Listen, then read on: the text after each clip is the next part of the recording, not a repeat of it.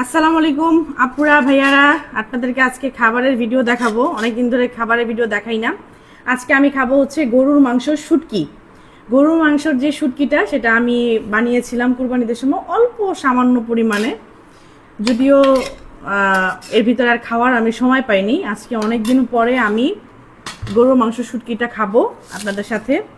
এখানে আমি গরুর মাংস শুটকি নিয়েছি, সাদা ভাত নিয়েছি, একটা পেঁয়াজ নিলাম। বিসমিল্লাহির রহমানির রহিম বলে খাবারের একটা নিয়ম আছে, প্রথমে বিসমিল্লাহির রহমানির রহিম বলতে হবে, তারপর আমাদেরকে খেতে হবে। আমরা অনেক সময় ভুলে এই কথাটা বলি না, এবং খাওয়ার পরে আলহামদুলিল্লাহ বলতে হবে।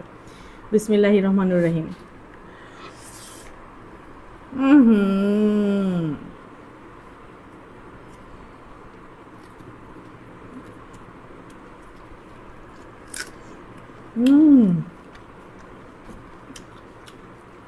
বাবা, আসলে কি জানেন, এই গরু মাংস শুটকিটা হচ্ছে আমার একটা ইমোশন। যখন আগে কোরবানি হইতো তখন থেকেই আমি মানে 2-3 বছর আগে আমি কোরবানি মাংস দিয়ে ইয়ে বানাইতাম, শুটকি বানাইতাম। আর আমার ভালো লাগে। আর এবার তো আলহামদুলিল্লাহ নিজে 2 গরু কোরবানি দিছি, আলহামদুলিল্লাহ যথেষ্ট মাংস ছিল। আমি খাওয়ার মতো করে একটু শুটকি বানাইছি, খেতে অনেক ভালো লাগে।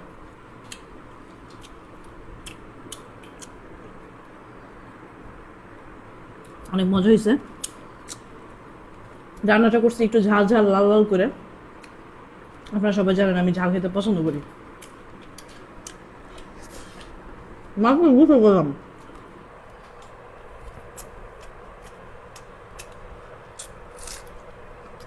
হুম হুম একটু তেলটা বেশি দিতে হবে, যাতে তেল তেলা লাগে, কারণ এটা তো ষাঁড়ির মাংস। ষাঁড়ির মাংসটাকে যখন শুটকি বানানো হয় একবার শুটকির মতো হয়ে যায়, লোহার মতো হয়ে যায়। এখানে কোনো তেলের কোনো স্পর্শ নেই ষাঁড়ির মাংস যেহেতু। এই কারণে রান্নার সময় তেলের পরিমাণটা একটু বাড়ায় রান্না করতে হয়। যে দেখেন, এই যে এইভাবে রান্না করছি। ঠিক আছে।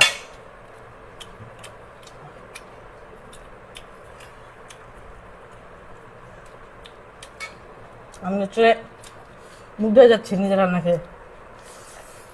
হুম হুম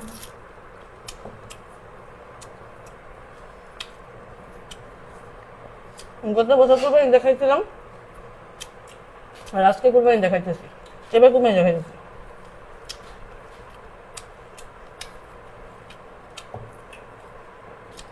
যথেষ্ট মজা হয়েছে রান্না।